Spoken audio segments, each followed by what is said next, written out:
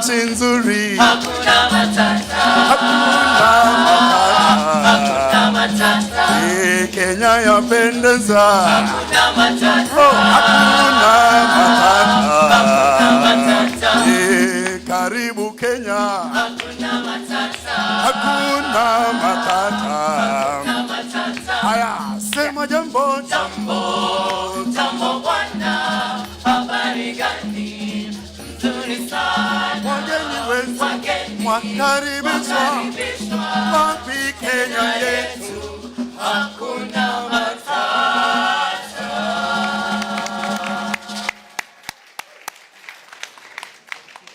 Good morning, everyone. My name is Adriana Valenzuela. I lead the Youth Leadership and Education Program at the Global Center on Adaptation. Today is a very special day. It's a day to celebrate youth leadership and education. And you may be seated. We will continue with the, yeah. But before to be seated, we will continue with the anthem of Kenya. Then please join me and stand up. Mungu nguvu yetu, ilete baraka kwetu, haki iwe ngao na mlinzi, na tukae na undugu, amani na uhuru, raha tupate na usawi. Thank you very, very much. Now you can be seated. I would like to welcome and that you join me with a big applause because today we are here in Nairobi, in Kenya, with adaptation and climate change champions, people that have made possible the transformation agenda. And I would like that with a big applause, with the energy of Kenya, that you help me to welcome with a big applause His Excellency Ban Ki-moon, who was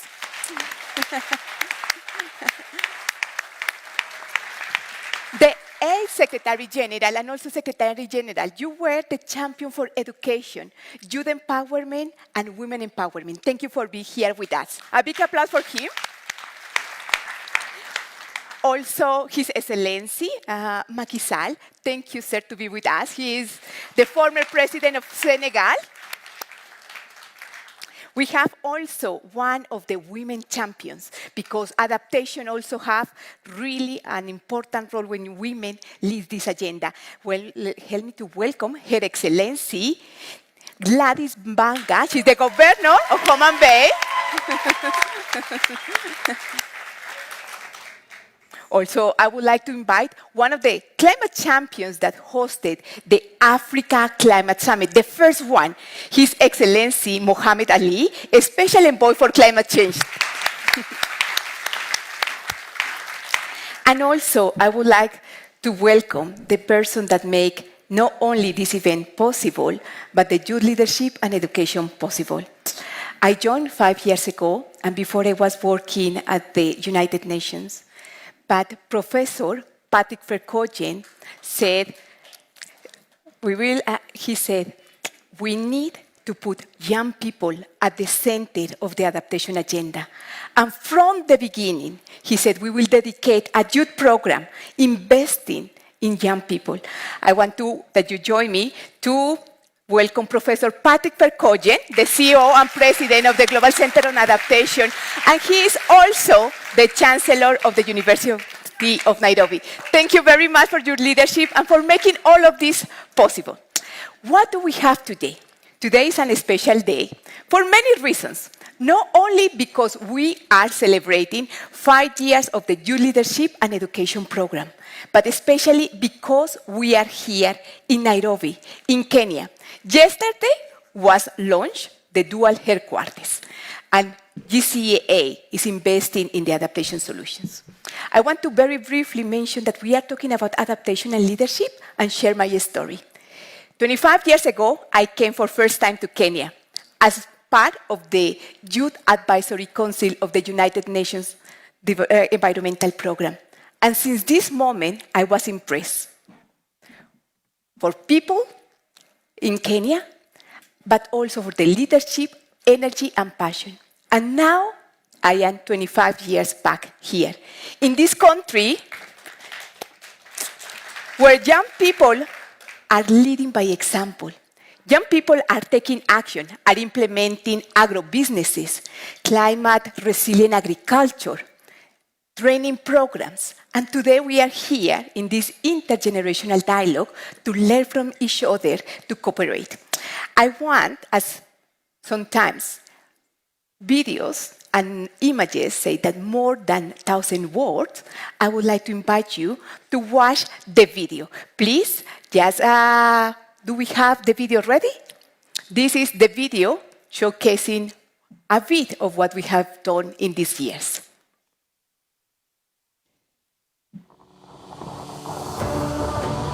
Climate change is impacting everyone, everywhere. Adaptation is essential for people and the planet. Youth around the world are facing the consequences, but above all, they are agents of change. If you want to drive a movement, and if you want to be impactful, you need to be not only determined, you need to be excessively focused. In 2021, we launched the Youth Leadership and Education Program during the Climate Adaptation Summit with Secretary General Ban Ki-moon. You are the first generation which has never known a world without global warming. It is a moral duty of my generation to give you the space and the means to succeed where we have failed.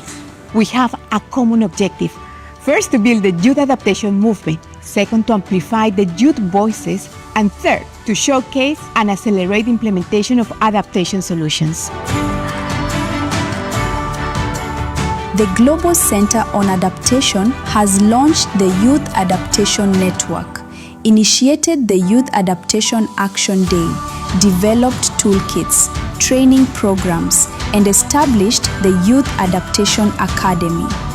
GCA has united thousands of young people through intergenerational dialogues and youth forums in Africa and around the world. Hi everybody, my name is Mario Albert, I'm from Jamaica. Hello everyone, my name is Amina. I come from Morocco. Hi, my name is Brenda Mazumba and I am from Tanzania. You know, I want to be like this group when I grow up. That's what I want to be. Today, the youth adaptation movement is a reality thanks to the dedication and leadership of young people and global leaders. If you are not part of the Youth Adaptation Network yet, join us. Youth for Adaptation! A big applause to young people from all over the world and to all of you. Last year, we established a partnership between the University of Nairobi, the Global Center on Adaptation, and the University of Nairobi to develop a Train of Trainers program, and we launched the Youth Academy. This Youth Academy is a program where young people get knowledge but also develop skills. And this training program this year will be a scale up, training young organizations and young people from the 54 countries here in Nairobi. And also we are very pleased to announce that the Youth Forum in Nairobi, Kenya will take place on the 5th of September. Young people from the first academy put together a youth communique with their voices, with their aspirations, with their recommendations to the global leaders, because they know that you have been leading by example, and they want to be part of you, partner with you. I want that you please join me with a big applause to all the members of the youth communique, especially with Sankara, Perris, Boa, Marie, Johnson, Levina, San, and Nyaoko. A big applause to all of them.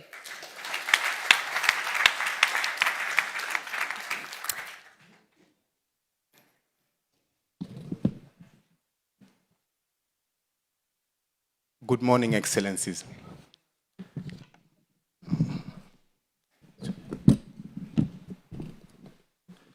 Yes, good morning, Excellencies. Good morning, everybody, the rest of the room. all protocols observed. My name is Sankara Nyagaya. I'm a member of the GCA CEO Youth Advisory Panel. I'm a visual artist, also a performing artist, and the founder of Kenya Forest Club, which is a youth-led organization that is implementing different strategies on adaptation and mitigation. Excellencies, we are gathered here today, youths from Africa, to present this communique with lots of aspirations and trust in our global leaders to rise up in this decisive moment for climate action and adaptation. Excellencies, we call on high emitters to stay true to the agreements and the promises made under the Paris Agreement. We have no time to waste.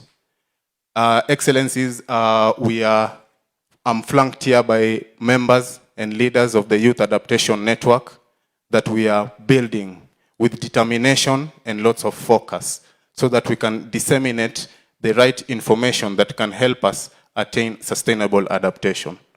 I call on my colleagues to also put their voice into this communique. Thank you so much.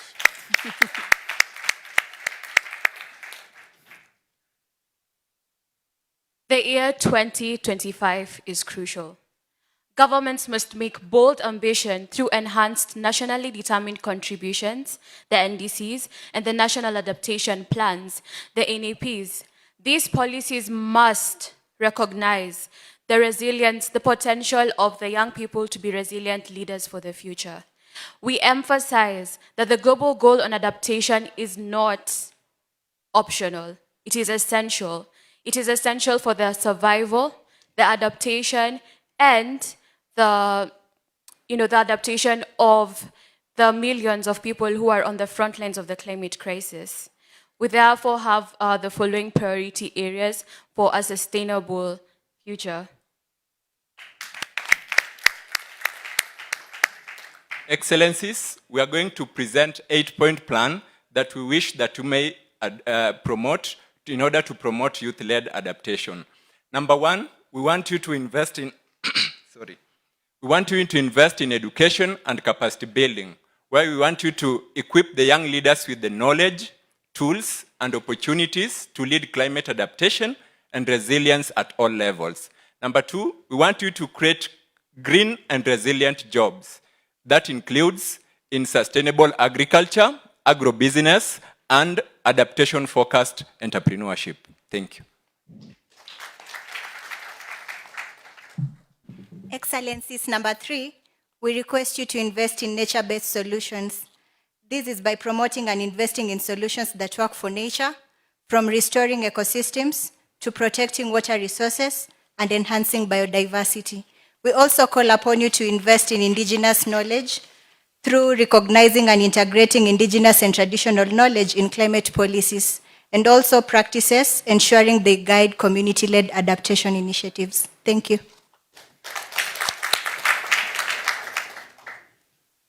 Your Excellencies, number 5, meaningful youth participation. Ensure we, young people, are not only included in consultation, but in decision-making and implementation. In climate adaptation action. Number 6, empowerment of young women.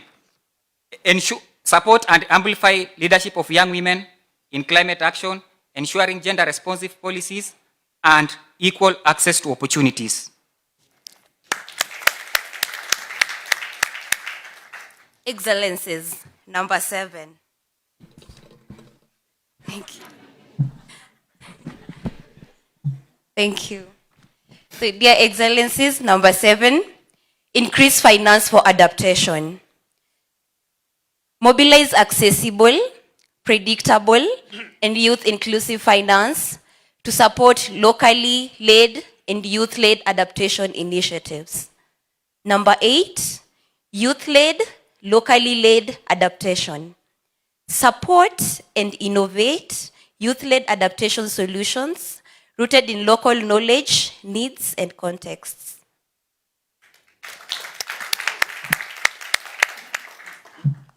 Thank you.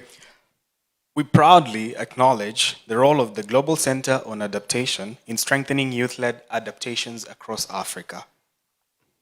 We call for the continuation and expansion of the Africa Adaptation Acceleration Program, AAP, to support youth-led adaptation in its next phase.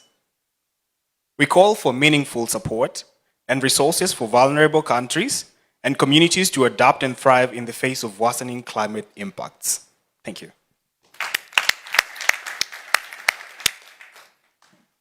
Our generation will be the one to inherit the consequences of today's decisions and actions. Therefore, we demand accountability, ambition, and solidarity. We call upon global leaders, national leaders, local leaders to partner with us. We are not just the leaders of tomorrow, we're leading today. Thank you. Thank you very, very much. A big applause to all of them. A bigger, with more energy to young people that have put together these ideas and recommendations. And they want that the global leaders that we have here, all the excellencies, can bring these messages to the international gatherings. And they would like to take a family photo with the leaders, please, because they will hand over the communique as a symbol of this collaboration and partnership. The idea is that these recommendations can be presented at different international gatherings, at the Climate Change Summit, at the African Climate Change Summit in Ethiopia, as well as in the Wanga, at COP30 in Brazil, and in many other places. We need to work together, and we need to establish this partnership. Then thank you very much for your leadership and for putting together the communique. I think that one of you will hand over to all of them for us. Yeah.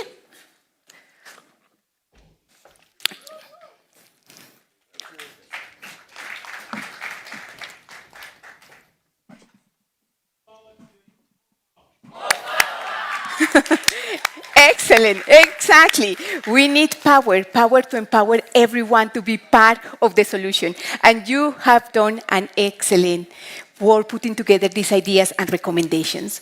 Now, also as we have the leaders, we would like to have your perspective about these ideas and recommendations. They were talking about different initiatives. And the first one that I would like to invite is Secretary General. Secretary General, you are the architect of the Paris Agreement and the Sustainable Development Goals. Under your leadership, you brought together the international community. And a leader in Africa said that always it looks impossible until it is done. This room here is part of your legacy, Excellency, because you have made the way to empower young people. Excellency, thank you very much for your leadership, and we will be honored to hear from you some remarks going back to the leaders. A big applause for His Excellency, Ban Ki-moon.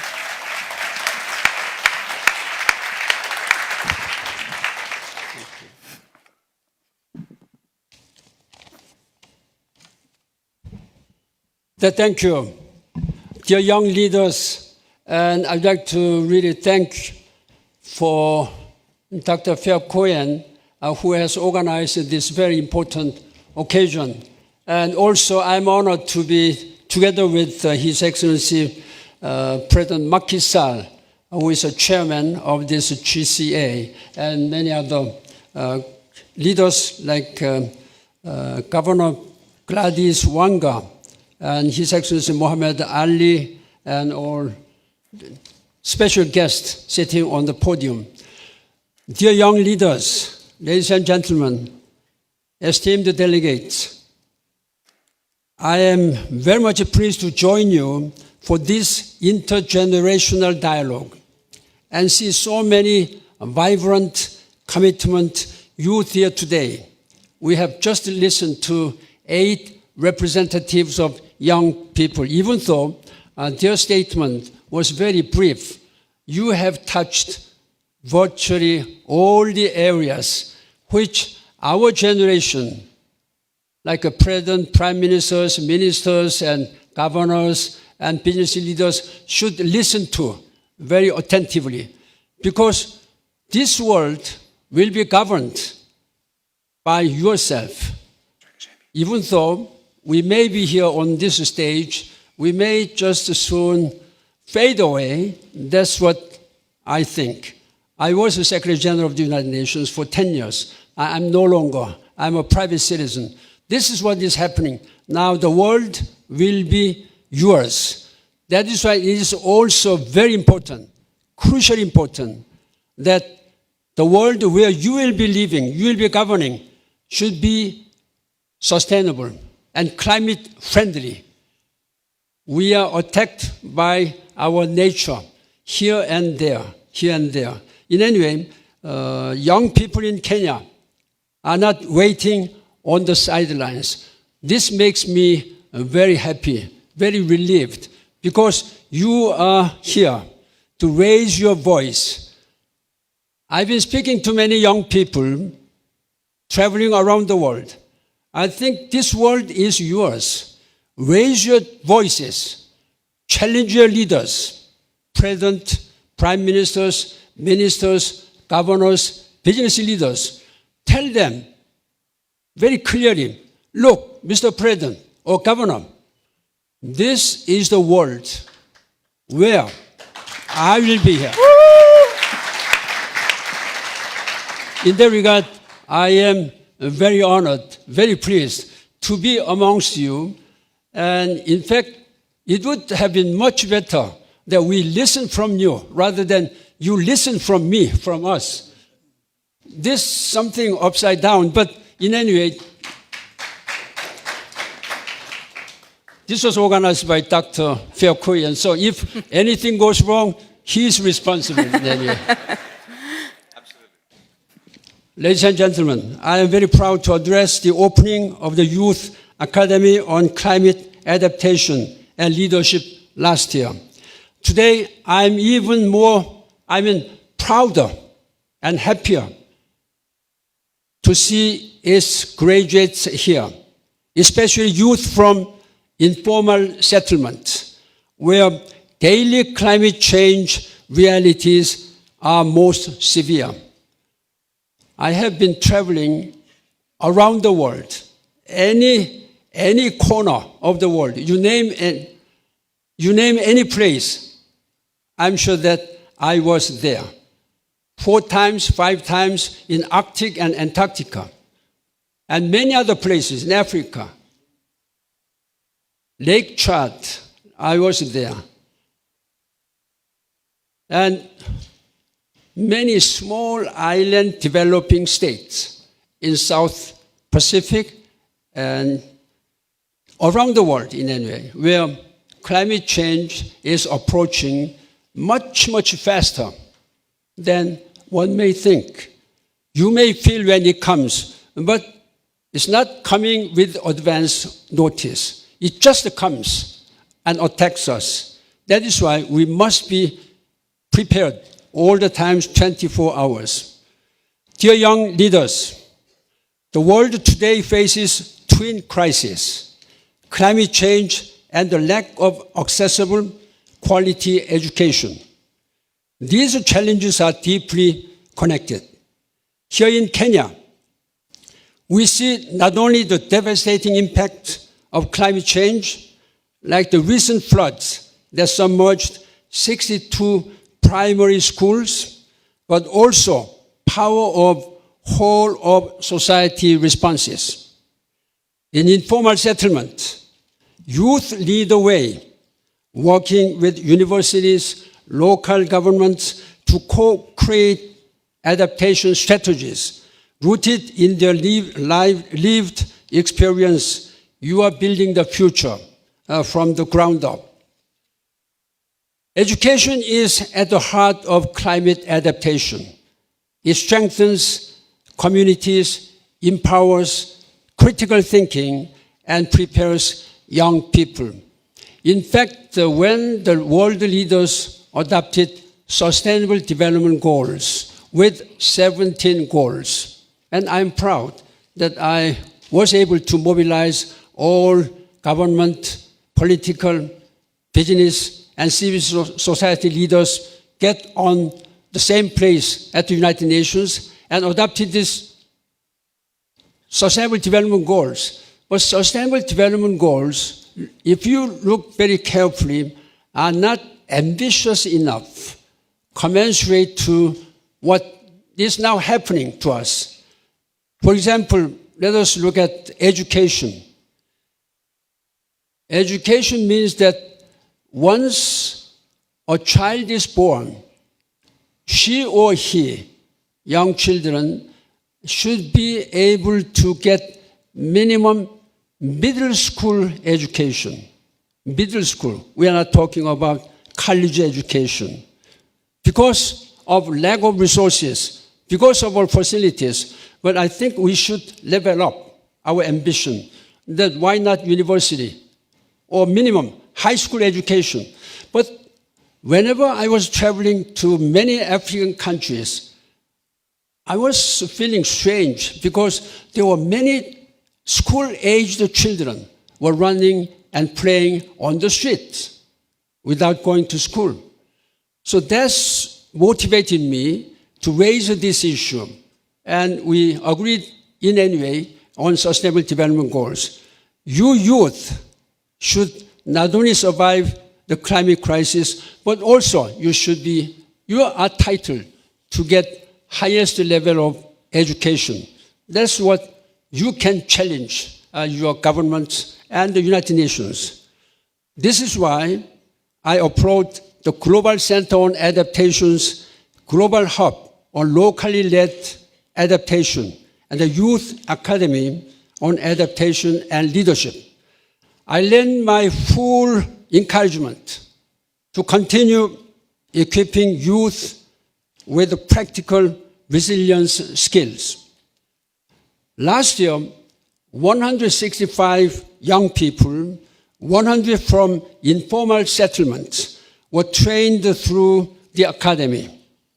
These graduates have secured jobs and promotions, actively reducing climate impact in their communities. They are translating knowledge into local languages, speaking on radio, and spreading the message of adaptation through words and action. You talked about already adaptation and mitigation. We know why we must mitigate, but we have not known much why we have to adaptation. I think at this time, we must invest much more money, resources, and time, and political consideration, political priority on adaptation. That is why we established with a small GCA, Global Center on Adaptation, at the initiative of Dr. Koyan. I was the first chairman. Now this chairmanship is now in the hands of President Macky Sall. We started from very humble way, but now I'm very pleased. After 8 years, the GCA is one of the top most important organizations, international organizations.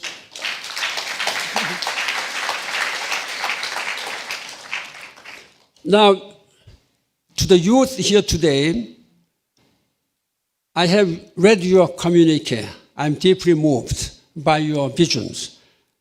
Let us answer your call today or tomorrow in investing in adaptation education.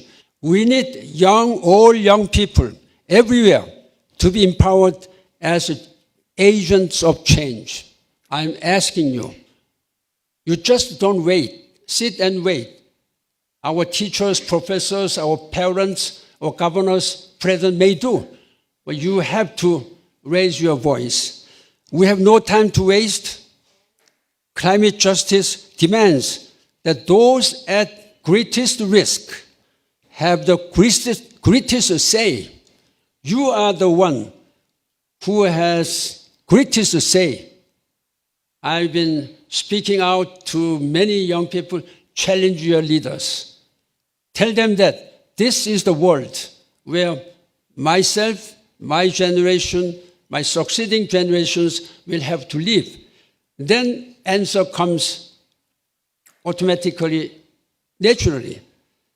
Being joined here today by President Macky Sall is a great honor for me and for us. I believe we all share in that honor.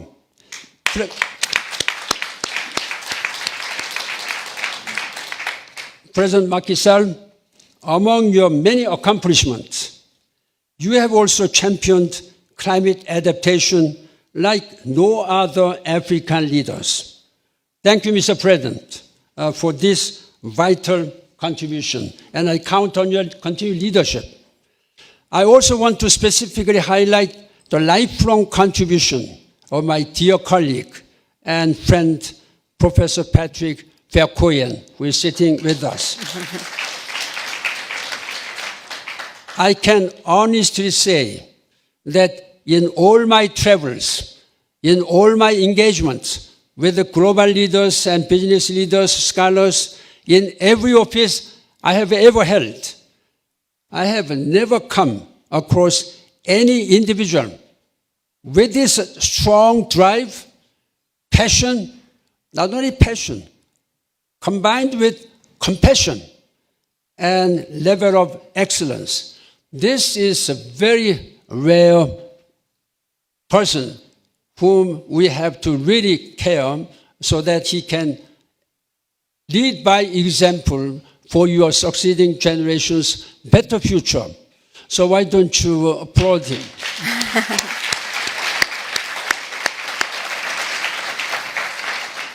I have full confidence that both of you, President Macky Sall and Professor Verkoyen, working together will deliver incredible results for climate adaptation for Africa and rest of the whole world.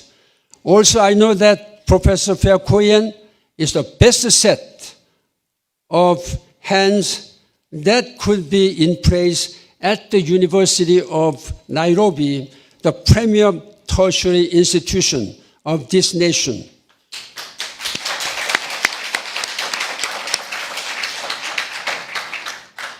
Dear youth leaders, dear friends, let us stand and act and build together. Raise your voice, challenge your leaders. You have prerogative to challenge your leaders. Tell them that, as I said, this is the world where my and my succeeding generations will have to live. Make sure that this world is environmentally sustainable. Environmentally sustainable. That's their political responsibility. You don't have any political responsibility now.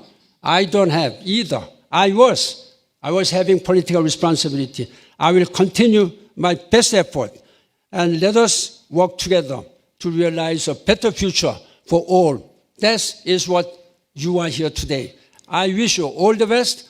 Thank you very much. Asante sana. A big applause for His Excellency Ban Ki-moon, the former Secretary General of the United Nations. A big applause, please.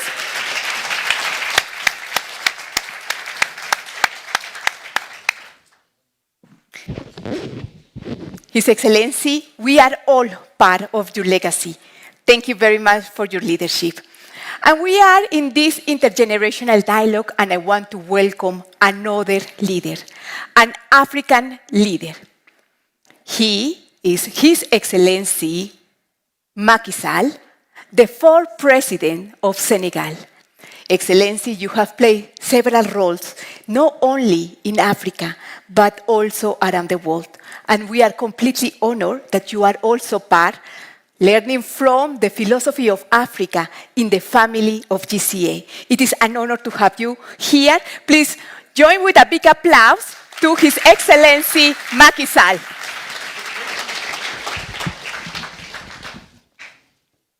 Thank you very much. Yes. Your Excellency, Secretary General Ban Ki-moon, it is all time my honor and my privilege to share with you occasion to communicate with this young generation. Professor Verkoyen, we are so pleased to follow your step and to support you on what you are doing and giving the reality on adaptation, particularly in Africa, with our very, very symbolic and special program, AAAP, African Acceleration Adaptation Program. So, dear Mohammed Ali, thank you also. I know your action. You told me about that. I know how you are committed also on the issue of climate change. And I'm very happy also to share this panel with Madam Governor. It is all time a pleasure to see the leadership of women and youth. So, thank you, dear young leaders. Thank you for being here. It is an honor to speak with you today. I'm chair of the Global Center on Adaptation, and I was so honored to take over after a dynamic and very big leader of the world, Secretary General Ban Ki-moon. And he still continues to inspire our action on GCA. So thank you, President. Thank you, President Moon. Thank you, Secretary General, for your action and for your leadership.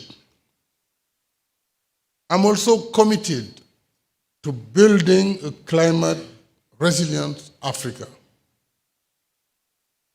Across Africa, change is happening, not only in boardrooms or cities, but in villages, towns, and communities. Young people, you are leading this change.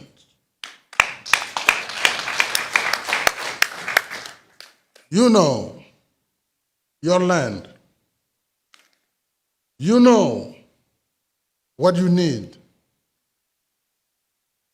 You know your future, our future, the future of the planet.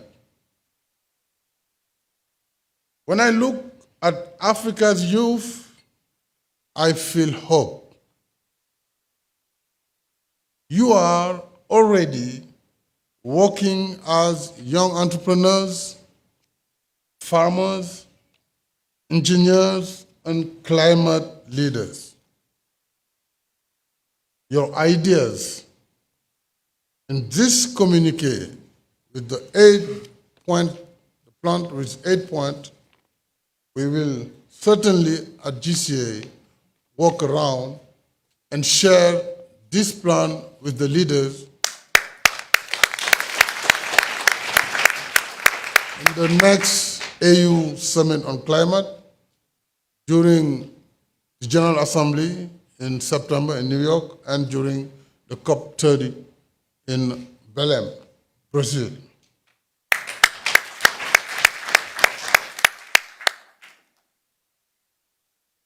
As I said, I'm proud of your work. Across the continent, we are working to build resilience. Our countries have two goals: protect nature and grow our economy. We can do both at the same time. And this is the fight we are doing with those who are polluting the planet and who don't want to pay. Because we have the same planet. We have the industrial countries, the big polluters, and you have the poor countries like Africa and other developing countries. All the emission they produce is less than 4%. So when we are talking about adaptation, it's not charity. If we want to save our planet, we have to work together, hand in hand, and to give the budget, the necessary budget and finance for adaptation.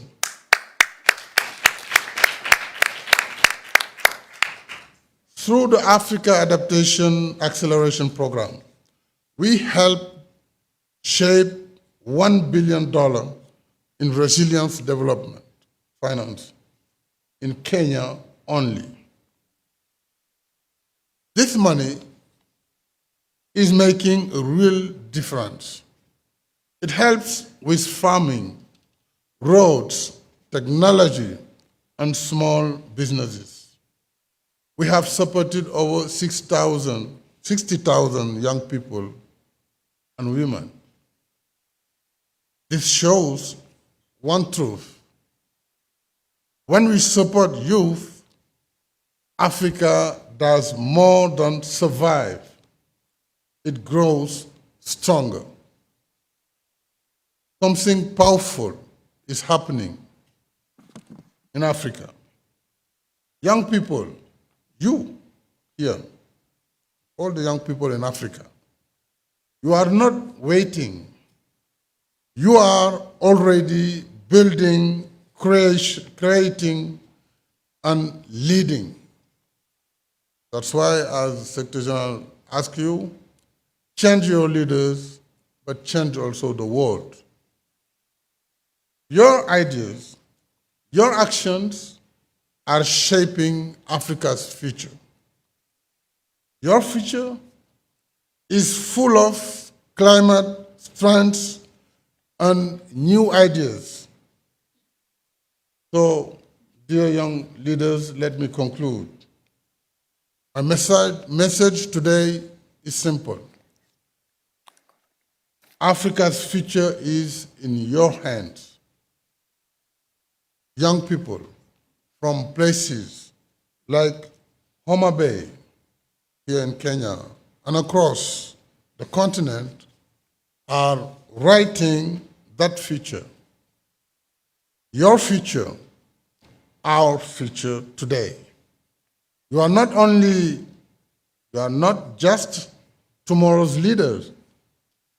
You are leading today.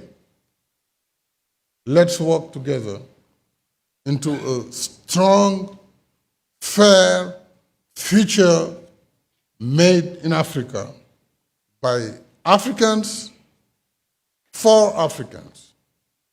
I thank you. Asante Sana.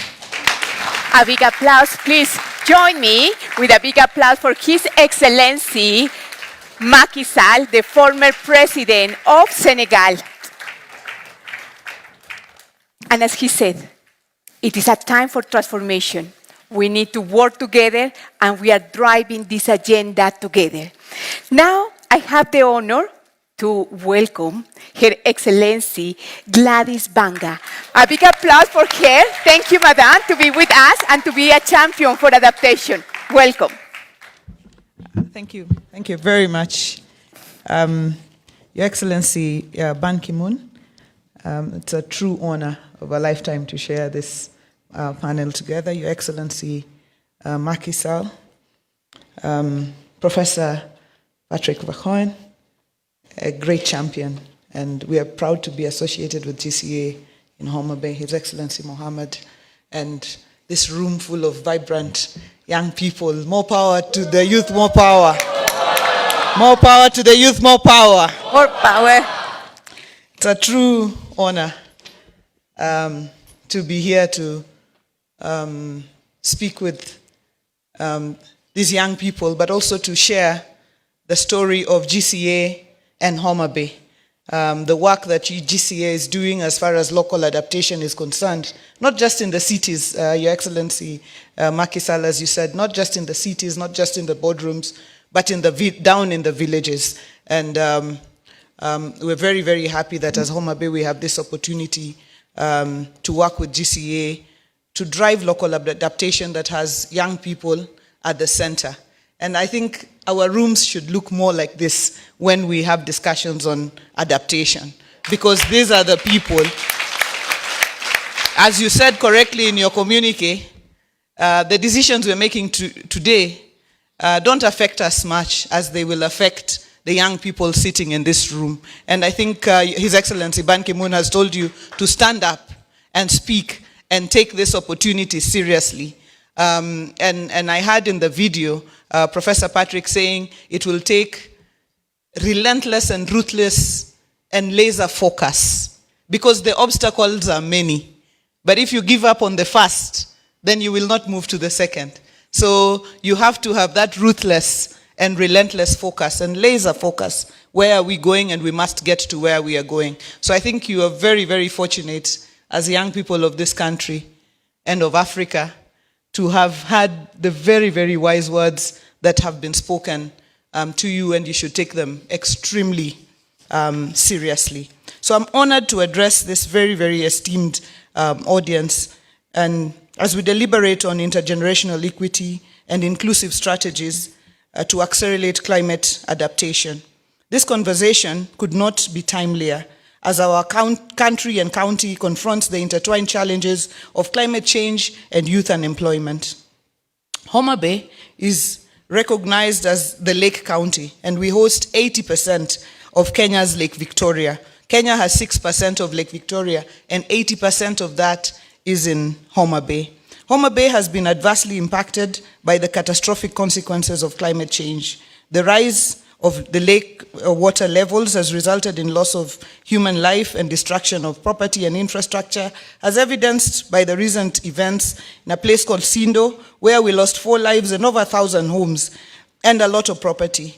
Climate change adaptation for Homa Bay is an urgent life and survival matter. We remain steadfast in our aspiration to see Homa Bay evolve into a vibrant, sustainable city within the next decade, with climate-smart infrastructure as the underpinning principle. It is an ambitious, yet fully attainable vision for a county rich in resilience and potential.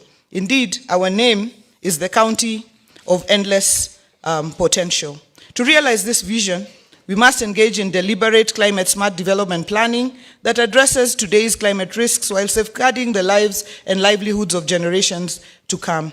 It is with this conviction that over a year ago, and with the invaluable support of the Global Center on Adaptation and Akiba Mashinani, which has worked with GCA here in Mukuru, together with Tom Mboya University and under a partnership with the United Cities and Local Governments of Africa, we launched what we believe is Kenya's first climate resilience, locally led municipal, local, physical, and land use development plan, known as the Locally Led People's Adaptation Plan.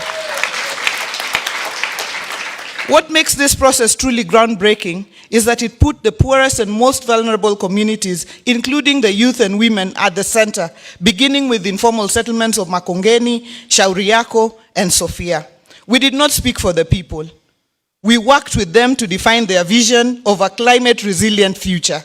In Sofia, Makongeni, and Shauri Yako informal settlements in Homa Bay, the residents have mapped their risks and charted their own adaptation path. The county government supported, enabled, and elevated this bottom-up planning process. Upon assumption of office as governor of Homa Bay, guided by the principle of a people-centered government, I put in place robust mechanisms for people's participation through the village cluster model of public participation. The locally led People's Adaptation Plan that we have worked on together with GCA aligns with our public participation model. Our motivation was clear: to build Homa Bay as a sustainable urban center, firmly rooted in local realities, shaped by local voices. Located on the shores, as I have said, we are on the shores of Lake Victoria, and we are rapidly urbanizing. We have come to the recognition that we must deal with this rapid urbanization, just like many cities across Kenya. But unlike many, we have chosen to confront the risks of urban poverty, exclusion, and environmental vulnerability head-on through a plan created by the people, for the people. This urban transition presents us with a rare opportunity to steer growth in a way that is just, inclusive, and resilient. Through the People's Adaptation Planning process, we conducted deep consultations, trained local NGOs in data collection, executed household enumerations, and mapped communities. Each informal settlement now has a detailed situational analysis. A rapid climate risk assessment for Homa Bay municipality was completed to guide the adaptation priorities. Notably, youth from the community and students from Tom Mboya University played a pivotal role, ensuring robust data and building skills that will sustain this process for years to come. We need to extend this planning to other municipalities of Kendu Bay, Oyugis, Mbita, and Diwa. Ladies and gentlemen, Your Excellencies, during the planning process, numerous validation forums were held at the settlement level and at the county level so that the voices of Homa Bay residents could shape the future of their municipality. We are now in the final stages of this landmark plan and will soon present it to the County Assembly of Homa Bay for approval. Its implementation is already aligned with ongoing programs such as the African Development Bank, Kenya National Urban Water and Sanitation Program. Our main request as we engage in today's forum is to continue to get both technical and financial support for implementation of this plan that we will be able to develop. In addition to the ongoing Homa Bay Municipality People's Adaptation Plan, we request GCA for further collaboration on a 5-year program to prepare people's adaptation plans for all the municipalities and communities along the lakefront, including the islands that are adversely affected by climate change. In conclusion, we look forward to great conversations and partnerships and welcome you all to visit Homa Bay, and we're happy that Patrick will be with us next week in Homa Bay, next Monday. And we welcome you all to get an opportunity to visit the County of Endless Potential in Homa Bay. Thank you very much. Asanteni sana. A big applause. Please join me with a big applause for the Governor of Homa Bay, for her leadership, and for promoting locally led adaptation solutions. Now we move forward. You know, this room is full of energy, is full of people that are passionate, are driving adaptation solutions. Now we have a new champion. I am honored to welcome His Excellency Mohammed Ali. You know, the first time ever that an African country hosted an African summit was here in Kenya 2 years ago. And I have the honor to welcome His Excellency Ali, who was part of this amazing leadership and achievement. A big applause. Please join me with a big applause. Thank you very much. Thank you very much, Your Excellency, President Macky Sall, Chair of Global Adaptation, Center for Adaptation, Your Excellency, former Secretary General Ban Ki-moon, Your Excellency, Madam Wanga, who is the Governor of Homa Bay, my good friend Patrick, who is the CEO of GCA. It's really a great honor to share the podium with you, Your Excellency, Mr. President and Mr. Secretary General. You have a long history of working for the world and for Africa on matters of climate change, as has been said. Let me join other Kenyans and His Excellency President Ruto for honoring you for the exemplary work that you've done over the years and awarding you the greatest honor of our country yesterday, Your Excellencies, I want to thank you also. I want to thank GCA for recognizing the potential of this country and bringing the dual headquarters of this global entity, Global Center for Adaptation, here in Nairobi, where His Excellency yesterday also did the groundbreaking. And I think you have made the wise decision by moving, or rather duplicating, the headquarters from Rotterdam in the global north to Nairobi in the global south, because indeed where adaptation is most needed is here in the global south, and especially so here in Africa, where the most vulnerable communities and impacts are felt on matters of climate change.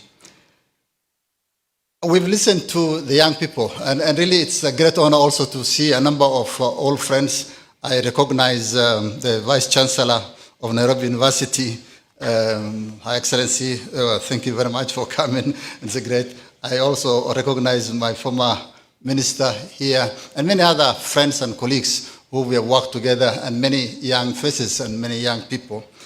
It just shows the enthusiasm and the commitment of the young people of Kenya and the people of Africa when it comes to addressing matters of climate change. A while ago, His Excellency, the former Vice President of USA, Al Gore, was here. And he hosted a similar but slightly bigger forum for his climate reality thing. More than 1,000 young people came.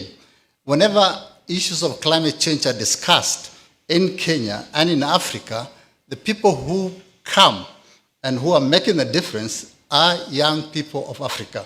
And this is really a great commitment and a great thing to celebrate as young people. And climate change is a reality. We all have seen. I'm just coming back from a place called Sevilla in Spain, where His Excellency and many other leaders congregated to discuss issues on financing for development. The temperatures there were abnormal. We have never seen that kind of temperature here in our country. It was 46.5 where we were. 46.5. I don't think there is any part. I come from Garissa, which is among the hottest parts of Kenya. But we don't have that kind of temperatures. So it's a reality. Every single week of last month and this month, temperature being broken. And, in Japan, I saw 1,000 temperatures have been broken over the last 2 weeks only. And so this is the reality. Over the last 10 years, every year was hotter than the previous year. 2024 was the hottest ever year. We don't know what's going to be like this year. May was the hottest May ever. And I think June this year was slightly cooler than the June of last year. But we don't know what World Meteorological Organization is going to tell us when we reach 31st of December. So that is the reality. Yet, we in Africa are contributing the least, as you all said. So adaptation is the only option that we do have as Africa, because really the people who have the responsibility to address this problem of climate change are the people who are polluting the world. Yet they are reneging on their promises and their commitments. Those are the people that we must call on. And I thank you, Secretary General Ban Ki-moon. I thank you, President Macky Sall. Yesterday, you did call on some of these people who are backtracking on their commitments. And so we as Africa, I had the privilege last year of leading the African group negotiations in climate change. And we keep on pushing for the Africa's agenda. Adaptation is important, but can we adapt to a temperature of 50 degrees? There are already 50 degrees in Iran last week, 51 point something. And many other parts of the world, they've already exceeded 50. Can we adapt to a temperature of, say, 60 degrees? It is impossible. So adaptation is important. But beyond adaptation, it is important that we call for emission reductions by the people who continue to spew the world and the atmosphere with more and more greenhouse gases. You know, the assessment done by the assessments being done by one of the scientific institutions based in the US continues to monitor the concentration of carbon dioxide in the atmosphere. It is now at 429 point something, 429.5. I mean, it was just a few years back, it was 380. So it continues to increase. So as Africa, we will do our bit. And young people of Africa, we congratulate you for your commitment and your innovations. I have been to a number of events where young Africans are innovating, to survive, to cope up with the situation. But that is not enough. Financing, support for our adaptation actions is dwindling. You all know that the commitments on adaptation funding is a fraction of funding going to mitigation. And so one of the things that we continue to push in the international forums, which we'll do again in every other meeting that we go to, is to make sure that financing as agreed in the Paris Agreement, parity between mitigation financing and adaptation financing, which means they need to be equal, and that has not been achieved 10 years. This year we're celebrating the 10th year of Paris Agreement. Yet we have not achieved that. So we'll continue to push that at international levels, but the young people of Africa, the young people of Kenya, we thank you for all the good work you are doing. It's really heartening to see the innovations that you continue to do. A few weeks ago, I invited 2 young Kenyans to my office, Charlie and Mercy Chalo, who has innovated and patented a new equipment for steam cooking. And she's already commercialized. What is the other lady called? Nora Magero. Also, she's patented and commercialized beyond Nairobi, beyond Kenya and into Africa and some other parts of the world, have Vaxibox. I think you know. Many other Kenyans are patenting and innovating, adaptation equipment and tools that is helping them. So I encourage you to continue, innovating.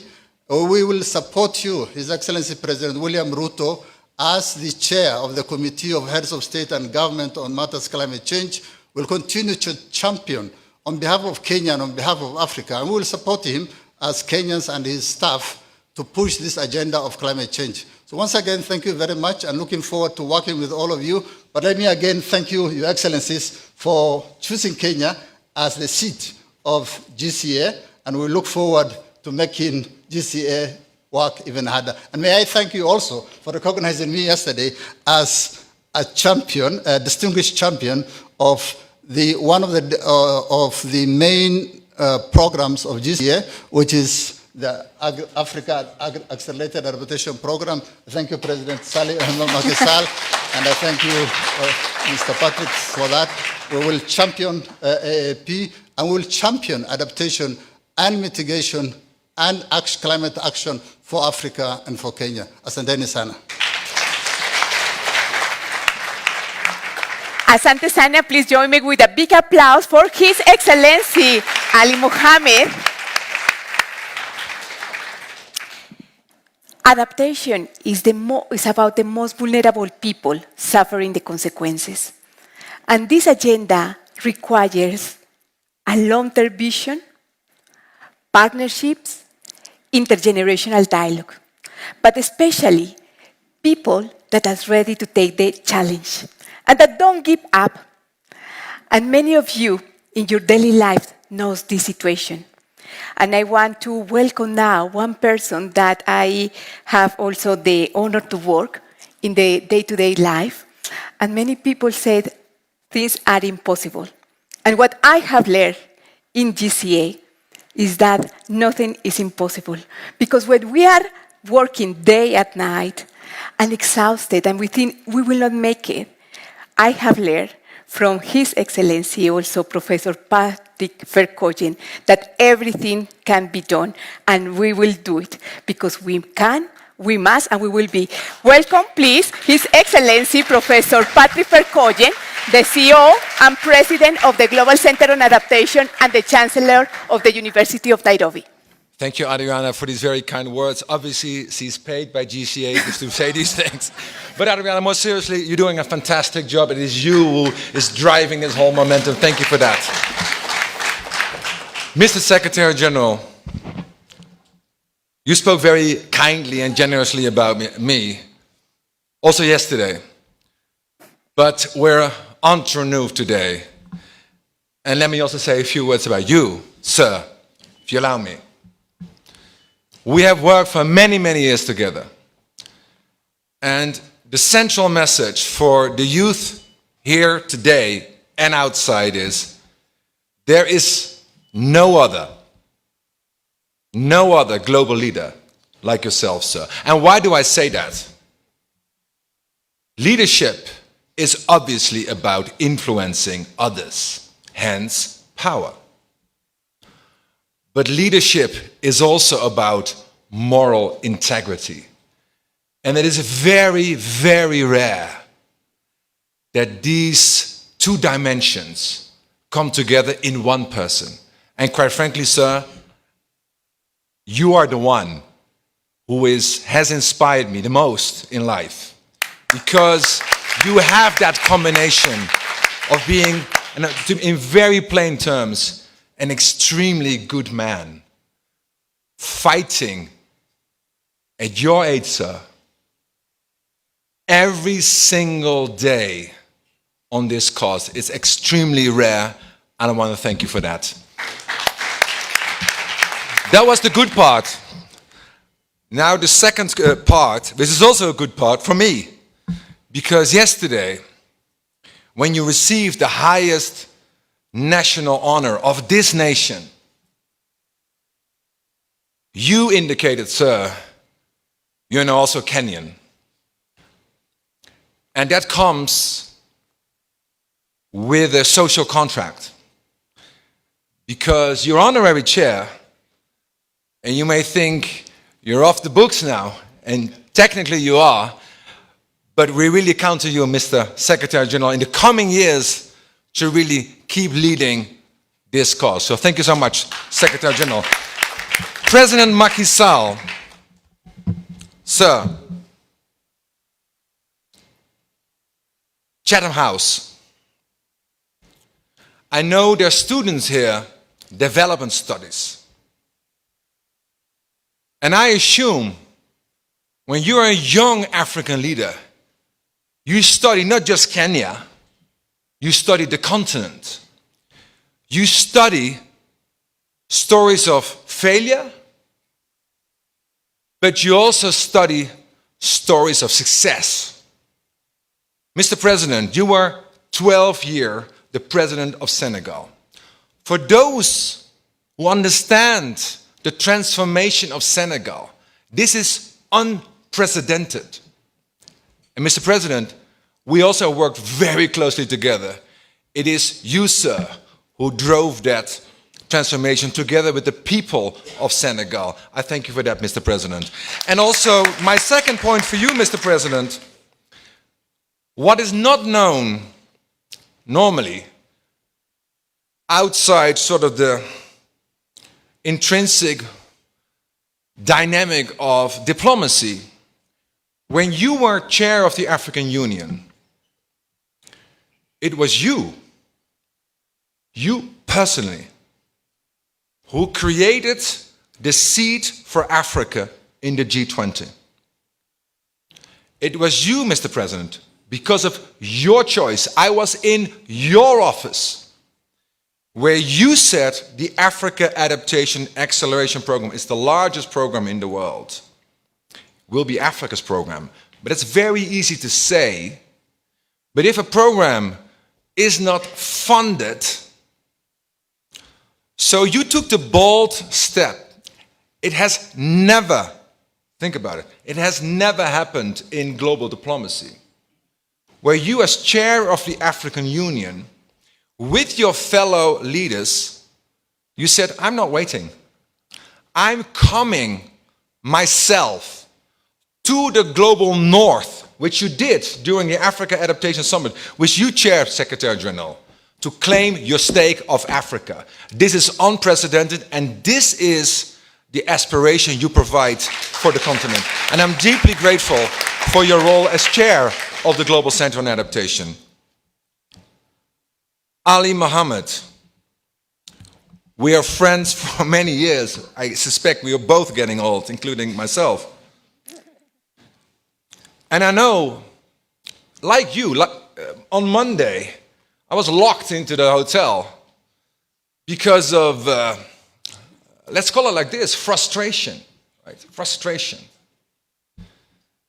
But what is not known in this country, what you, Ali, together with His Excellency President Ruto, what you do and what the President does outside this nation, because it was President Ruto, 2 years ago, with you, Ali, came to the Netherlands, to our largest floating office in the world. Picture it. The President comes to the floating office, and I had the honor receiving him. It goes up 2 meters, it goes down 2 meters twice a day. And the President said, I'm not a good swimmer. I can tell you that. We're a country of runners, but we need to see results. And you, Patrick, You're white, middle-aged man. You work on Africa, but Africa's solutions cannot be created outside Africa. Africa's solutions need to be created inside Africa. So my instruction to you, Patrick, make it work that the Global Center on Adaptation comes to Africa, but not, he said, as a subsidiary. No. Yesterday, for those who watched it, it was historic. It was the first time that an international organization has now a dual headquarter on an equal footing. South-north, north-south. And that's thanks to you, Ali, for doing the diplomacy behind it. Governor Gladys, your reputation speaks volumes. And for me, as a relative outsider, when I think about the dynamic nature of Kenya, I think about the need for transformative leadership by putting people at the heart of solutions. And I think Gladys, if I may call you Gladys, that's exactly what you do in Homa Bay, and I'm delighted to visit you anytime soon. So now, I have a speech, but last night I called my daughter. I have 5 children. Romee, 17 years old. So I said, I'm going to do an intergenerational dialogue. Intergenerational. I had to explain intergenerational dialogue. She said, Dad,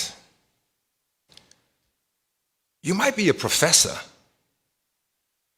You might be even the chancellor of the University of Nairobi. And I want to welcome also my sister, Vice Chancellor. But don't lecture, but listen. And I have listened to you. Over the last few years, I have traveled the nation. I was in Makueni 2 years ago, and I met Sarah. Sarah was a mother of 5. In the period of drought, she said, I'm fetching water. I'm doing this for years. But now, because of the drought, what I need to walk, or what my kids need to walk, it doubled in distance. So what she did, she had to pull her kids out of school. And because of the AAAP, together with the African Development Bank and with AU NEPAD, we developed a sand bank to capture water so that Sarah's kids could go back to school. I traveled to Wanga a few months ago, after the floods. And I was standing with John and his family, and he showed me, he said, my tea crops washed away. Kids pulled out of school. He said, Patrick, Mr. Chancellor, sir, I still have to get used to that. Mr. Chancellor, sir, you talk about adaptation, you talk about development. For me, it's about survival. And I traveled to Mukuru, and I think there are some people from Mukuru here. At least Jane is here. And Secretary General, you and I were there. You mentioned all your travels across the globe, from the Atlantic to the Pacific, from the Pacific to the Caribbean. But you've been to Mukuru. And you committed in Mukuru to find a solution around economic development. And I also want to acknowledge Jane. Maybe you can stand for all of us.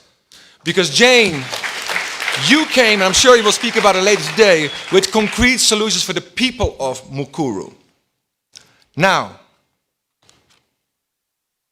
to your communiqué, 8 points. But quite frankly, it boils down to 1 point. Maximum 3 points. Jobs, jobs, jobs. But not just jobs. Right? The young people, yourself, not just jobs.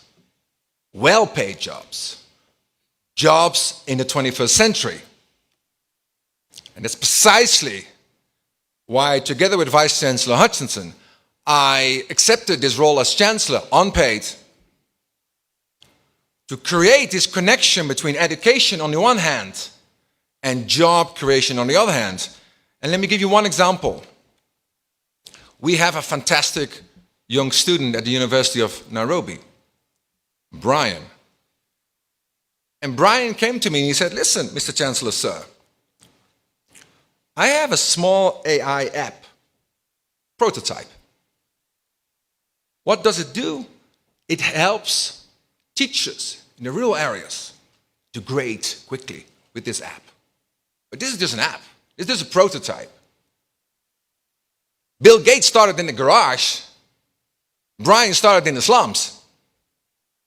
What, he said, can you do, sir, to help me take off?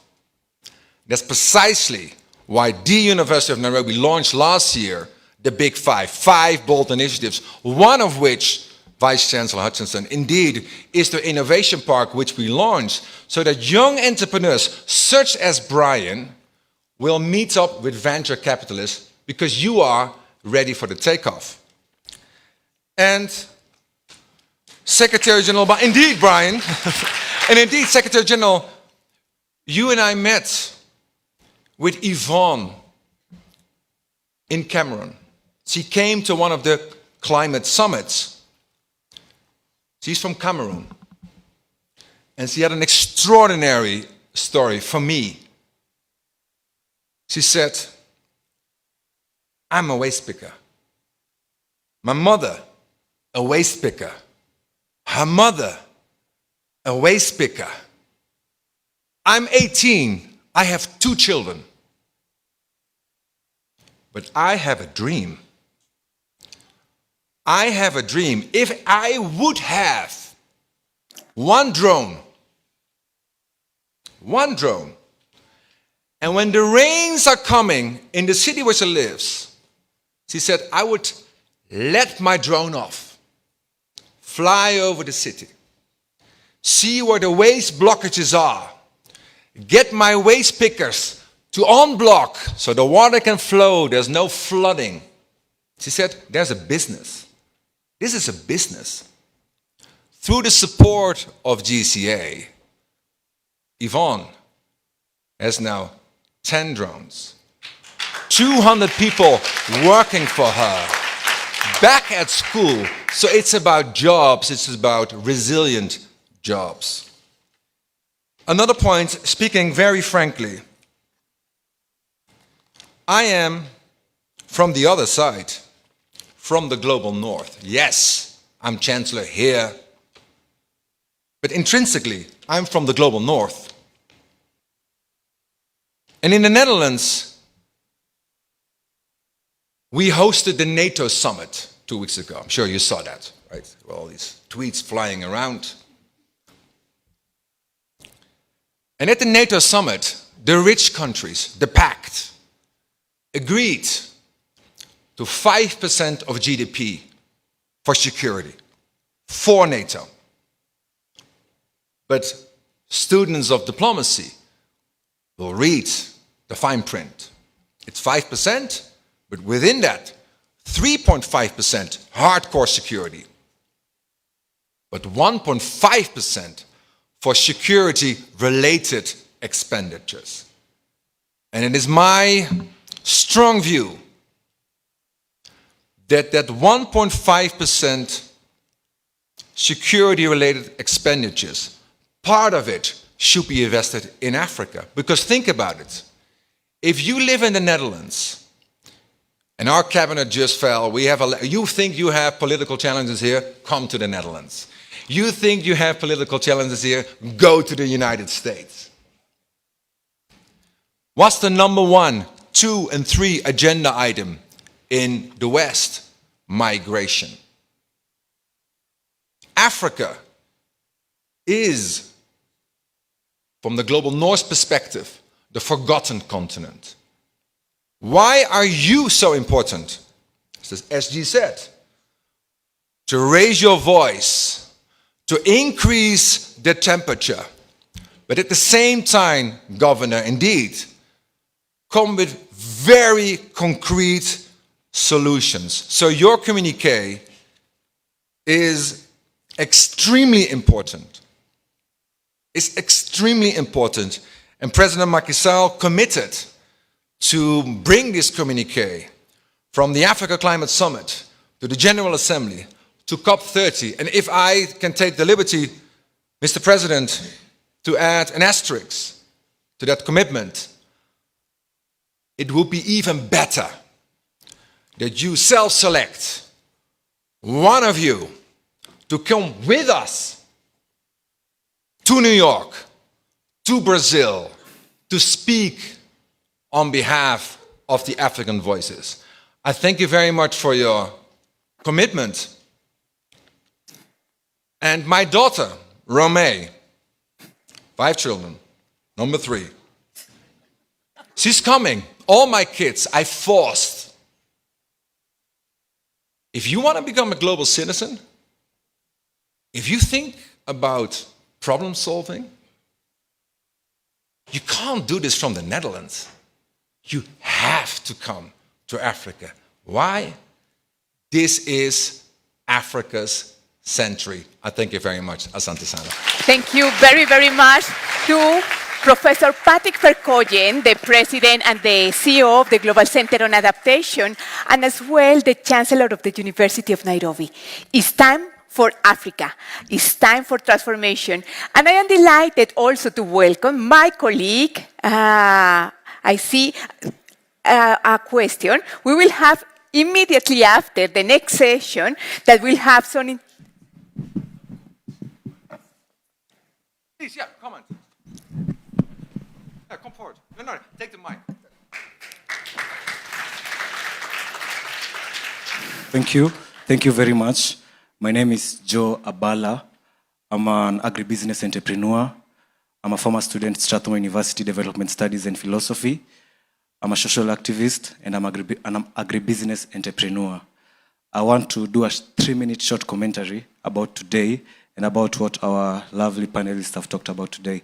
And to His Excellency Ban Ki-moon, the 8th UN Secretary General, to His Excellency the 4th President of Senegal, President Macky Sall, to Her Excellency the Governor of Homa Bay, Gladys Wanga, to His Excellency the President and CEO of Global Center on Adaptation, and the Chancellor of the University of Nairobi, Professor Patrick Verkooyen, and to His Excellency the Special Envoy to the Global Center on Adaptation, Honorable Muhammad Ali.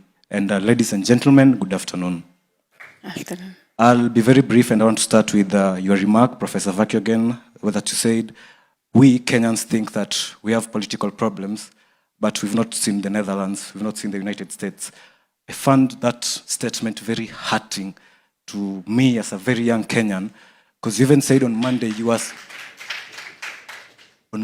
you said you were stuck in your hotel room. Yes, that's true. This country was on a total shutdown. And it was intentional because we are not being heard. That's the bottom line.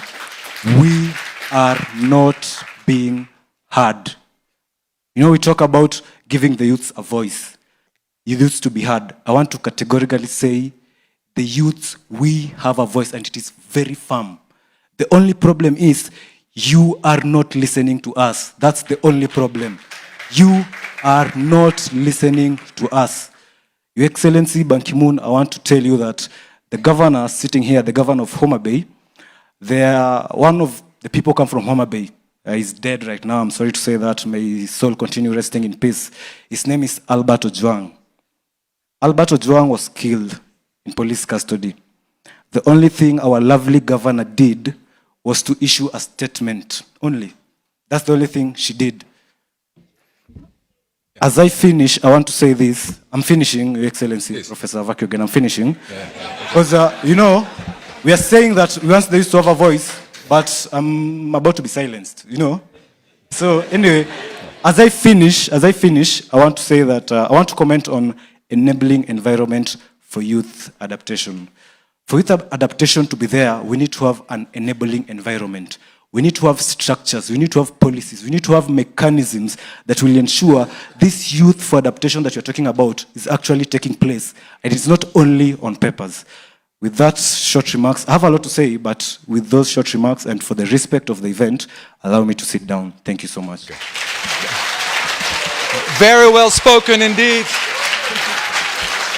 And just for the record, no one is being silenced here. We are listening but there is a but. We at the Global Center on Adaptation, we are razor focused. Meaning, there is a conversation for any topic at the right time, at the right place. So I call upon you to focus today on what you can influence in this boardroom. And in this boardroom, we are committed to carry your vision for transformation on the continent, on jobs, on education, on voice, point 6, on women empowerment, on locally led adaptation. That is your central message. And I hope and I call upon you that today's event will be in the spirit of forward-leaning, inclusive, respectful, practical, and razor focus. So thank you very much indeed. Thank you very much. And we continue with this conversation about adaptation, adaptation solutions, and also why the locally led adaptation plays a crucial role. I am delighted to welcome my colleague, Anju Sharma. She is leading the locally led adaptation program at the Global Center on Adaptation, and we will continue with an exercise of questions and responses. Then join me, please, with a big applause for my colleague, Anju Sharma. Thank you, Adriana, for that introduction. Excellencies, distinguished guests, ladies and gentlemen, I'm aware that you, Excellencies, you have a pressing appointment soon, so I'm not sure how much time you'll have. Should we continue? We're here, we're supposed to leave now, but we're here for another 25 minutes. Okay, excellent, thank you. No, on that, yeah. We do this short, Yeah. and then we listen to the Okay, thank you. So, I mean, actually, we've been talking a lot about youth action today, and what we wanted to do during this session is to actually get into the depth of it. What does it mean when we say youth are not waiting, that they are acting? What is it exactly? What's the transformative action that they are bringing to the party, more or less? So I want to tell you a story from the county of Homa Bay. And this was a story, as the governor said, it started about actually 2 years ago when we held a conference for all the mayors and governors of Africa in collaboration with United Cities and Local Governments of Africa. And we called on all the mayors and governors. We showed them the work that had been done in Mukuru, which really showed that when you put planning into the hands of the people, how transformative it can be, how focused it can be on the needs of citizens. So one of the people who answered very quickly was indeed the governor, and she was very interested in doing this process in Homa Bay. So we are following the model of the AAAP, the Africa Adaptation Acceleration Program. We found an AFDB project that could fund the activities of the plan, and we went to Homa Bay to discuss what we should do. And I can tell you that the commitment that was shown by the governor and her team then and since was really nothing short of exemplary and inspirational. So we partnered with Akiba Mashnani Trust, which is the same organization that had done the work in Mukuru, to develop a people's adaptation plan. But what began as an adaptation plan became so much more, because the county recognized that you need to integrate adaptation into development planning, and the county did not then have a land use plan. So they issued a Gazette notification of intention to plan on the 24th of October 2024, and this enabled the plan that we did to become Kenya's first ever climate resilient inclusive municipal development plan. So the plan is rooted in the voices of those who are most at risk. You will hear from them today, and the poorest and most vulnerable residents of informal settlements. And I can confidently say that every household in these settlements were given the opportunity to participate actively in this plan. How was this done, you may ask? And the answer is simple: through an army of young people who were trained to do this. 382 young people from the communities were trained in mapping, numbering, data collection using GIS tools. 20 county officials, and I'm told most of them were also young officials, and 40 students from the Tom Mboya University were also trained in digital and geospatial tools, data analysis. Both the community members and the students were trained in how to then overlay climate risks on top of that, and 23 students were embedded in the county offices as interns. And these young people, they knocked on every single door in the informal settlements that we were working in and spoke to 21,317 households to gather data on socioeconomic conditions and climate vulnerabilities, and to inform the people they were speaking to of the impacts of climate change and to involve them in the planning process. This step was really crucial, not just to collect quantitative and qualitative data, but also to mobilize the community, to help them understand what climate change means, to engage them in the planning process.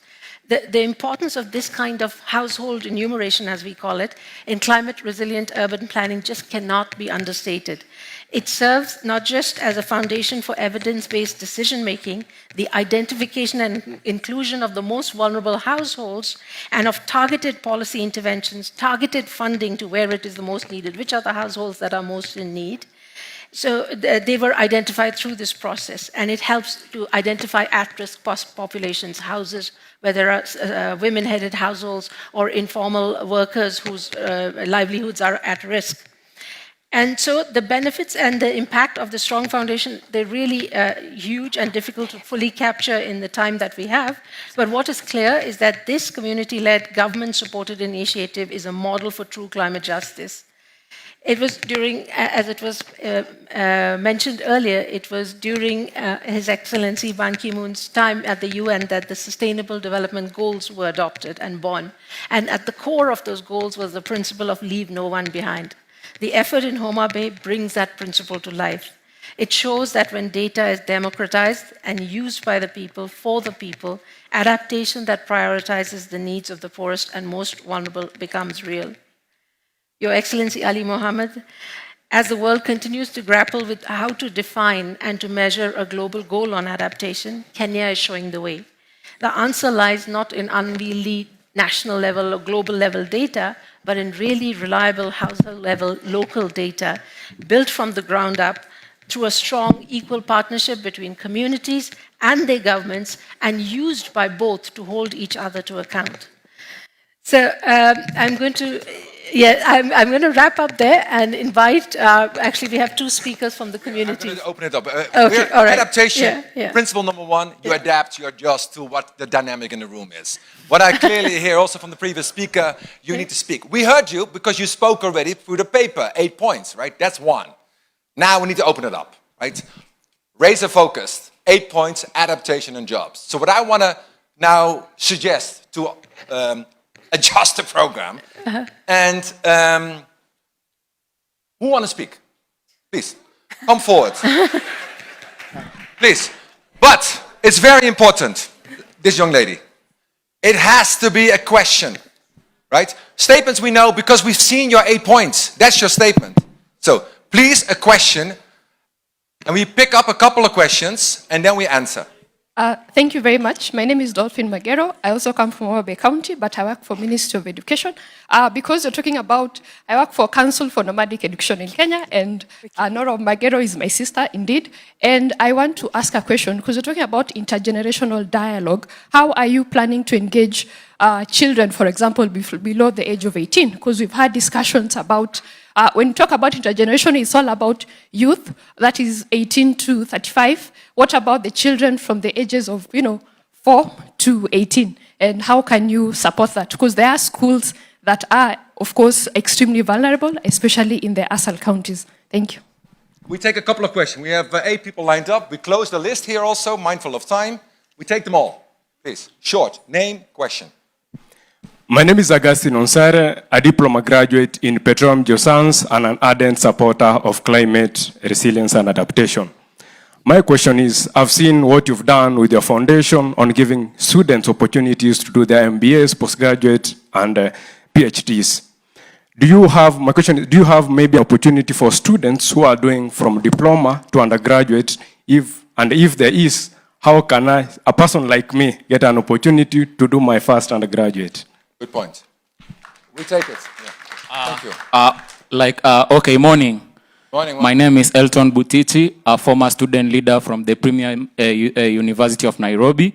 So here is my question as a climate leader from the Climate Reality Project.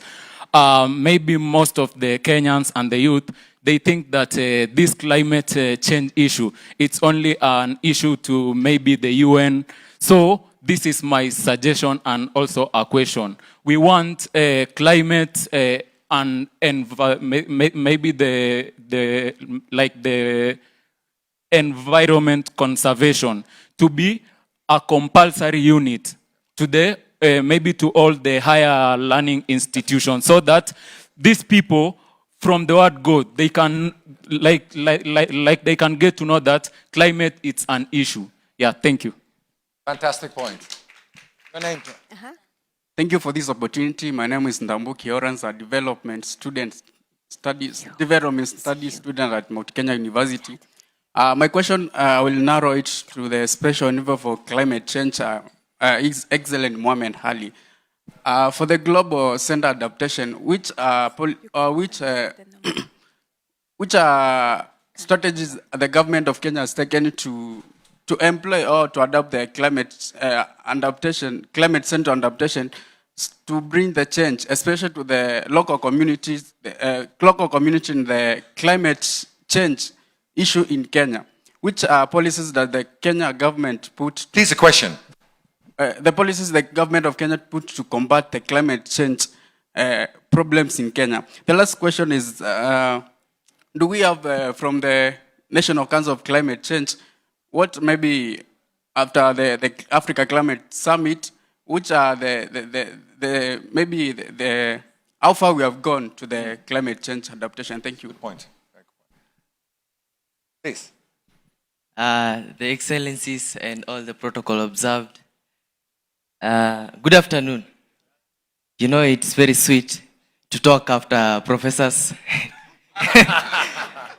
And I'm very excited and proud to present the University of Nairobi in presence of our able Chancellor, Professor Patrick, and our mom, our beloved mom, Hutchison.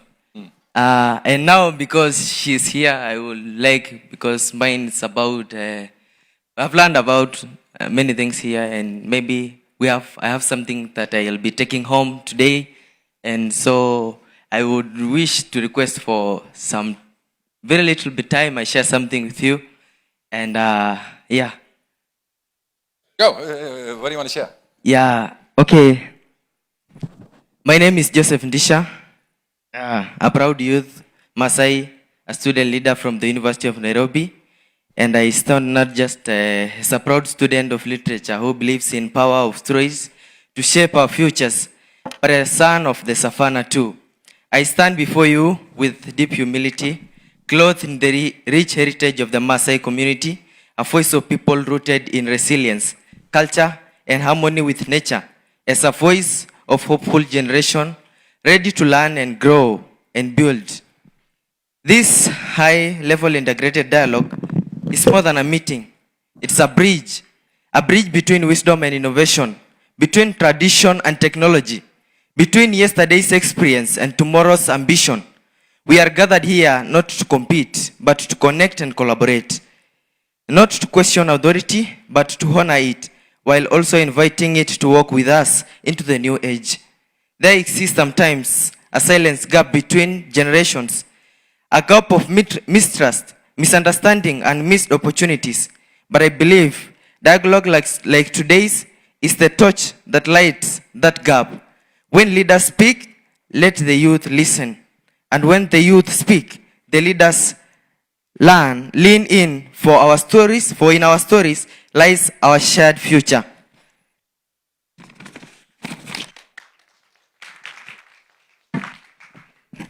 As Charles said earlier, climate change is not a threat coming tomorrow. It's already here with us today. As a pastoralist community member from the Maasai land, I've seen how rains delay, how the rivers dry, how their cattle grow thin, but I've also seen how we Africans are learning to adapt. And how we can learn and adapt is by one, education and awareness. We must educate our communities, especially in rural forums. Let climate literally become part of everyday's knowledge so that people understand why the rains are fewer and why crops are failing and why and what they can do. Another one is about climate and smart agriculture. In Narok and Kajiado, our farmers are learning to plant drought-resistant crops like sorghum and millet. We are embracing traditional wisdom like rainwater harvesting and blending in with modern techniques like drip irrigation. Let us promote agroforestry, planting trees among our crops to conserve moisture and improve soil health. Number 3 is youth innovation. African youths are building solar-powered irrigation skits. Others are turning plastic waste into eco bricks and affordable housing materials. What they need is mentorship, access to green funding, and policy inclusion. Let's unlock their adaptations jobs. Number 4 is about... How many points? How many points? Good points, but how many points? Because you have 8 speakers behind you. Okay, you can just have your seats. No. This is inclusive for just a youth bit time. No. That goes both ways. Yeah. Okay. Final thought. Oh, yeah, exactly. This is the student of the University of Nairobi. They articulated their visions. Yeah. Your Okay. final point, son. Yeah. Okay. Let me just summarize what I have. Yeah. There is green governance and youth participation. Adaptation must be driven from the ground up. Include youth in climate budgeting, county planning, and community dialogues. Why? When youth lead, sustainability thrives. Even in the beadwork I wear today, present a balance with nature. The red for earth, blue for the sky, green for pasture, white for peace. If we lose the balance, we lose our way. Thank you so much. More power to the youth, indeed. So we found our... Thank you so much. We're going to go to the next one. Thank you. You can take your seat. Come. Wait for the next person.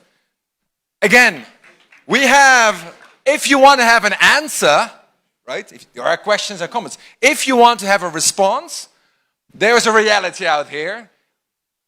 In 10 minutes, the SG is heading out to the airport. So, please question, and I want to be respectful to your colleagues. Short question, and we wrap it up. Please.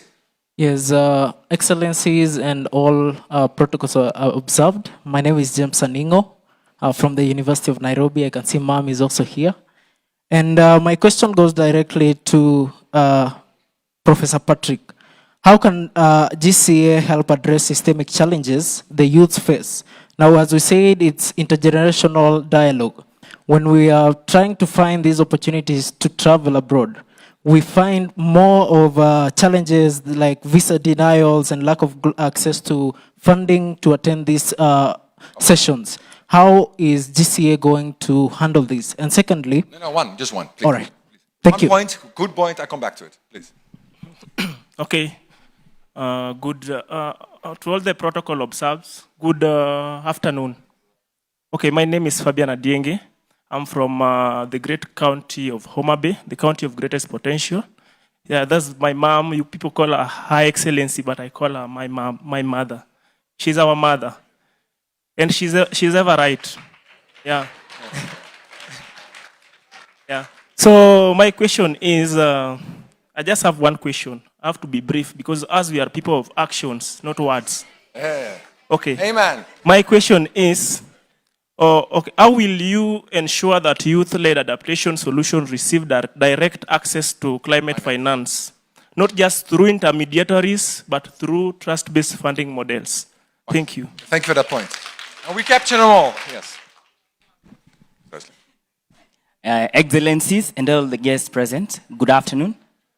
My name is David Mwangi, second year student, Chiromo campus, and the chairman of Organization of Nairobi University Science Student. The Chiromo campus is situated, sandwiched between tributaries of River Nairobi, which is currently a dump site and some trenches of some sewerage. Now I'm asking, coming from the Faculty of Science and Technology, how is my chancellor going to engage us as a student, having a lot of innovations in the part of dealing with climate change? Also, I have a proposal. With my organization. We've planned on cleaning River Nairobi. Now I'm requesting that you can give me a direct engagement. I take you through the proposal so that you can help us run it and make it a success, because we want to actualize, not just words. Fantastic. Already on that second point, we can address it. Let's meet tomorrow. We're going to fix that meeting tomorrow, and I'll come back on your first point. Excellencies present in the room and members present in the room, good afternoon. My name is Joan Jemutai, and I'm here representing over 7,000 students in the Medical Students Association of Kenya. And my question is, we the medical students here in Kenya are actually not speaking words, but are actually doing actions.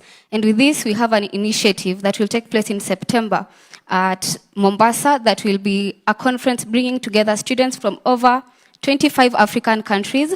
And how can we collaborate and partner with you in such matters, because it is climate action oriented and as well as public health oriented. So my question specifically is to our eighth United Nations Secretary General. How can we collaborate with you and partner in this initiative? Thank you. Okay, thank you. Great question.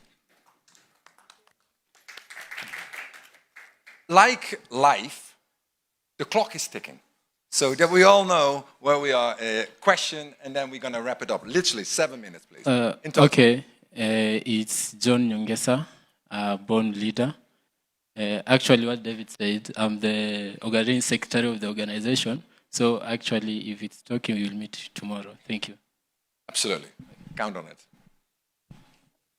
Okay, good afternoon. My name is Rebecca Fuete, an environmental sociologist by profession. A Gen Z is a lecturer. Okay. Yes. So my question is, I've heard so much about the youth and the marginalized. I'm a founder of Wame CBO. My question is, how can we advocate for climate finance for persons with disability, especially the students in the schools? Then I have a proposal to Sankara. We met last year with the city manager of Kisumu. I request you come back. We continue with the Forest Club. Then to Global Center of Adaptation. Yeah. Last year, I advocated for the construction. Question. Yeah, yes. You come to a question. It's a question, yes. Okay. Advocated, and we through the Zero Waste campaign, we were built for a material recovery facility in Kisumu. It's a proposal if you can assist us in running the material recovery facility through the adaptation mechanisms. Thank you. Thank you very much. The last one. Thank you very much. Good afternoon. My name is Tobias Bele. I lead communication and knowledge management at the Kenya Climate Innovation Center. In 5 days, we launched the Youth Adapt Challenge, targeting Kenya, Tanzania, Rwanda, Nigeria, and Ghana. Please apply, 30,000 USD up for grabs, and a chance to be at Belém at COP30. Thank you so much. Yeah, and we're going to stay with us, because many of the questions were about, very understandable, right? Money. I mean, I have an idea, I want to move, where's the money? That's exactly where this fine gentleman is going to lead on. We have a Youth Adapt Challenge. We have, with the gracious support and leadership from President Macky Sall and Secretary General Ban Ki-moon, we have allocated a budget within this Africa Adaptation Acceleration Program. We leave in less than 5 minutes, but I think it would be very important that you keep here, explain to all these fine people here how this works. What are the modalities? How do they apply? When is the money flowing? So please, that's one. We're going to we open it up a little bit, mindful of time. 2, several of you raised the point of education. I come about the kids' education, but the higher education. So when I was appointed as chancellor, right, last year, I'm sure many eyebrows were raised. Why is this guy not from Kenya suddenly becoming a chancellor of the University of Nairobi? Fair point. But when I launched, together with President Ruto, the Big Five, 5 transformative initiatives to transform not just the University of Nairobi, not just higher education in Kenya, but across the board. Within those 5 points, it's extremely important, one of the points was raised by one of our colleagues, is climate science education. In my world, it's inconceivable to graduate from any university, in any country, whether you're a lawyer or a medical doctor or pick a field, if you haven't done Climate 101. So it's now within this Big Five sort of agenda that we make this 101 on climate science mandatory. It's an open access course, and it is my vision and desire, Vice Chancellor, that this is open for all of students in Kenya. 1. 2, it's very important to understand what is already out there, right? So Adriana developed, 3 years ago, a so-called MOOC, Massive Open Online Course, right? Where you have the basics on climate adaptation. How much does it cost? 0. Yeah, your time. So I invite you also when we leave that Adriana walk us through what is it, the MOOC? Why is it important? How does it work? 3, for those more advanced students, right? You go from bachelor, you go to master, and some of us have aspirations to do a PhD. Very smart. I was thinking, I was appointed, if you do a PhD, you might as well just go to the top.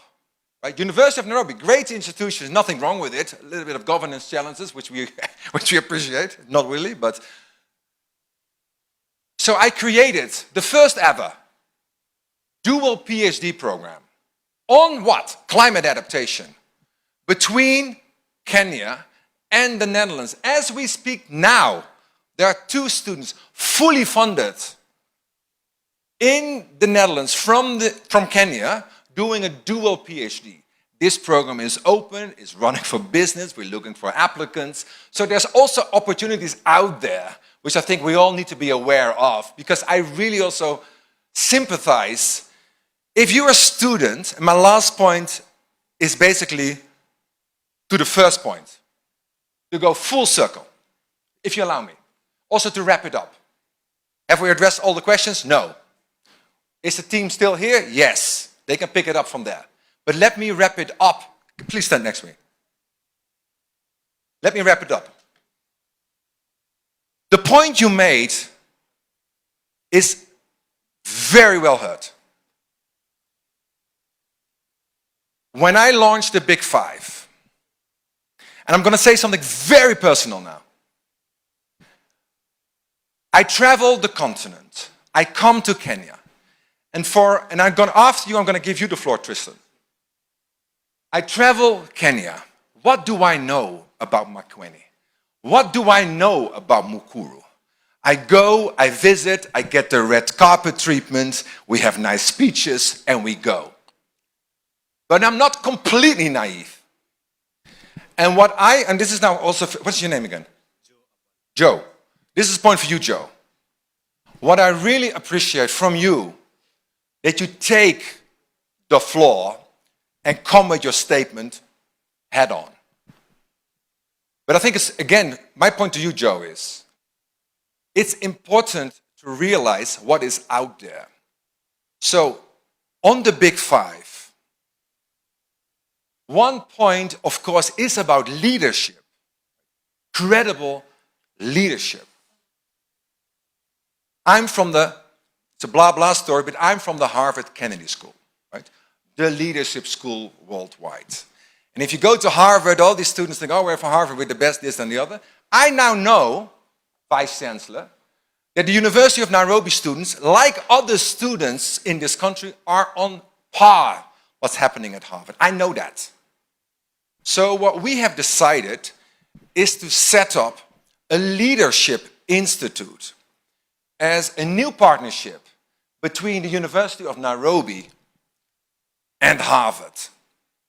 So my offer to you, Joe, my offer to all of us here in this room is to shape this Leadership Institute, because transformation requires co-design, engagement from the bottom up. My final point, if you allow me, Joe. My final point is, I am absolutely, I'm not a pessimist. I am definitely not an optimist. But I'm very determined.